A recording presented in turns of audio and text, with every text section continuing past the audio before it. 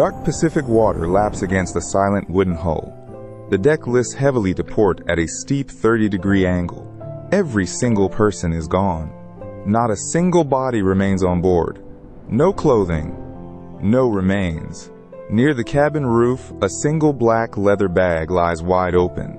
Its contents are exposed to the harsh salt air. Scalpels and surgical sutures lie scattered across the deckhouse roof. The owner, a doctor on an urgent mission, is nowhere to be found.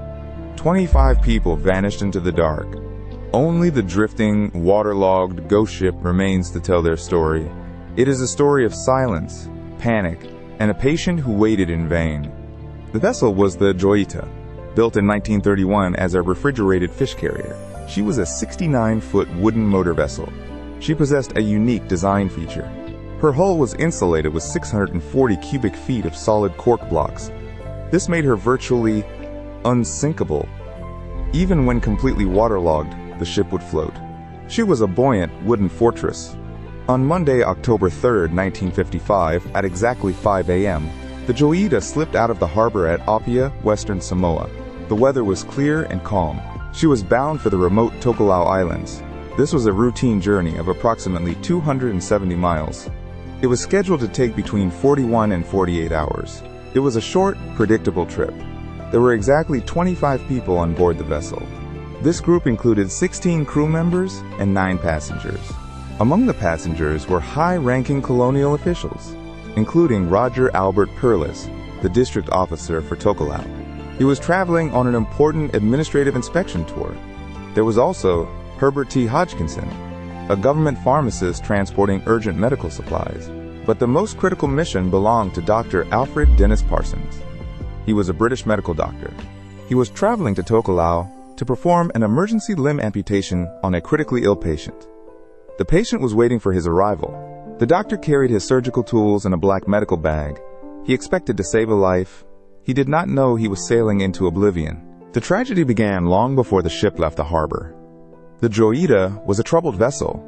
Her captain, Thomas Dusty Miller, was an experienced mariner under extreme pressure. He was drowning in heavy financial debt. He was desperate. His ship was operating with expired registration papers. This put his entire livelihood at risk. To make matters worse, his relations with the crew were highly strained. Records showed deep friction between Miller and his American first mate, Chuck Simpson. There were whispers of growing insubordination. The crew was uneasy. Yet Miller refused to delay. He had to make this voyage. The urgency was personal. In Tokelau, the days began to bleed together. The scheduled arrival time of October 5th came and went. The ocean remained silent. A desperate aerial search began on October 6th. Royal New Zealand Air Force flying boats took to the sky. For 7 days, crews scanned more than 100,000 square miles of empty water. They found nothing. No rafts, no debris, and no sign of life. The search was finally abandoned. 37 long days passed. Families of the passengers and the dying patient awaiting Dr. Parsons slowly lost all hope. Then, on November 10, 1955, the merchant ship Tuvalu spotted a dark, listing shape drifting in the vast ocean. It was the Joyita. She was drifting nearly 600 miles off her planned course. The location was north of Vanuatu, Fiji. She was a silent ghost ship. The sea had carried her far from home. When the crew of the Tuvalu boarded the drifting vessel, they entered a scene of total desolation. The ship was listing heavily to port at a 30-degree angle. Her deck was partially submerged in the warm Pacific water. Investigators soon arrived to reconstruct her final hours. They uncovered a disastrous chain of mechanical failures. The ship was crippled from within. The engine room was completely flooded. They discovered that the port engine's raw water cooling pipe had fractured. The cause was severe galvanic corrosion. This broken pipe allowed seawater to pour directly into the bilge. It was a massive, uncontrollable leak. The water level rose rapidly. The crew had desperately tried to fight the rising tide. However, the main bilge pump was found heavily clogged with carbon, dirt, and engine debris. It was entirely useless. The emergency backup systems failed them as well. The auxiliary engine, which powered the backup generator and the emergency bilge pumps, had seized completely. It lacked proper lubrication. The engine was ruined. Meanwhile, the starboard engine was intact but draped in heavy canvas. This indicated that someone had deliberately shut it down before the end. The physical evidence painted a terrifying picture. The crew was completely powerless against the encroaching ocean. The water was rising, the pumps were dead, and the power was failing. They were trapped in a dark, flooded engine room in the middle of the night. Inside the silent cabins, investigators found more unsettling clues. Every single navigation and cabin light switch was toggled to the on position. The switches were thrown. This meant the final crisis occurred in the pitch black of night. The cabin and engine room clocks had both stopped at exactly 10:25. Time had frozen. They had desperately tried to call for help. The ship's radio telephone was found set to the international distress frequency of 2182 kilohertz. Yet no rescue had ever arrived. A subsequent radio inspection revealed a tragic detail. There was a clean break in the aerial wire insulation. The signal was choked. This physical defect limited the radio's transmission range to less than 2 miles. Their screams for help went entirely unheard. They were utterly isolated. Then the investigators made a chilling discovery on the deckhouse roof. They found the black medical bag belonging to Dr. Alfred Parsons. It was lying open. Scattered next to the bag were surgical sutures, a scalpel, and blood-soaked cotton wool. The bandages were heavily stained. Someone on board had been seriously injured. Perhaps a violent struggle had taken place, or a terrible accident had occurred during the flooding. The flying bridge was heavily damaged, and the canvas awning over the deckhouse had been violently stripped away. The ocean was merciless. But the most confusing clue was yet to come. Decades later, researchers analyzing the official files in the National Archives of New Zealand uncovered a bizarre detail. This modern archival review challenged the entire panic narrative. The physical evidence of the evacuation did not make sense. All 3 inflatable life rafts and the ship's 10-foot canvas and wood dinghy were completely missing. The rafts were gone. The passengers had fled into the dark. But the modern analysis focused on the cargo manifest. It revealed an impossible contradiction.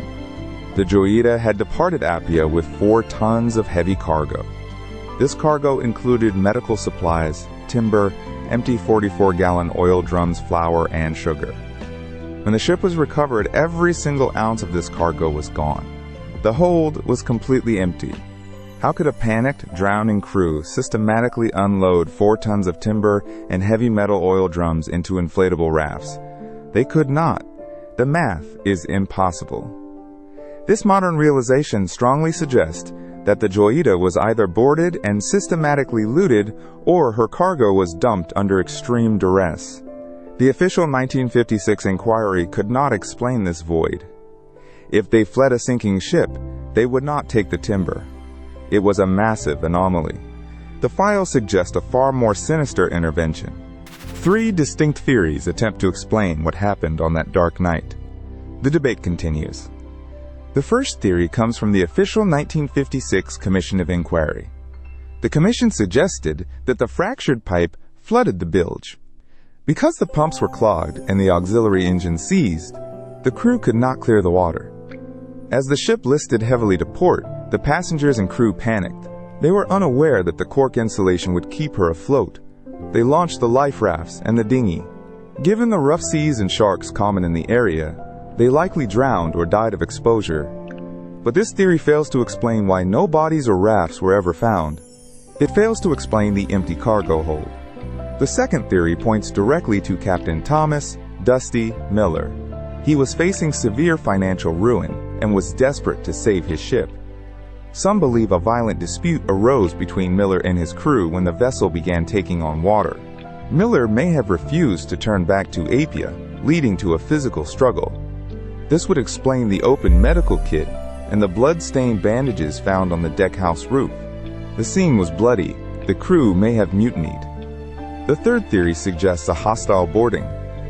Contemporary accounts theorize that a rogue force or modern pirates operating illegally in the territory intercepted the vessel.